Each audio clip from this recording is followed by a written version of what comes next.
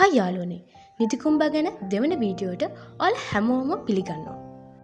නිතිකුම්බා මානසික අවපීඩනය දුරු කර පිළිකාවන්ටද ප්‍රතිරෝධතාවක් දක්වයි. සම්පූර්ණ නිතිකුම්බා ශාකයම තම්බා ජලයෙන් සේදීම මගින් චර්ම රෝගවලට සහනයක් ගෙන දෙයි. නිතිකුම්බා ශාකයුෂ තුවාල මත ගැල්වීමෙන් රුධිරය වහනය වැළැක්වීම කරගත හැකිය. මෙහි මුල් කෂාය මගින් මුඛය සේදීමෙන් මුඛයේ සියලුම රෝග සුව කිරීමේ ගුණයක් ඇත. මුත්‍රා අඩස්සිය සුවයට, මුත්‍රා දැවිල්ල සුවයට වගේම රුධිරය පිටවන අර්ජස් රෝගයටත් ගුණදායකයි. නිතිකුම්බා කොළ මද පවනේ වේලා කුඩු කර උදේ සවස එයින් ස්වල්පයේ බැගින් ගොටුවට දමා උණු වතුරෙන් තම්බා තේමෙන් පානය කිරීම ආතරයිටිස් රෝගයට ප්‍රතිඵලදායකයි. මේ දේ ඔබ අදම නම් දැනගත්තේ. මගේ YouTube channel එක subscribe කරන්නත් like එකක් දාන්නත් අමතක කරන්න එපා.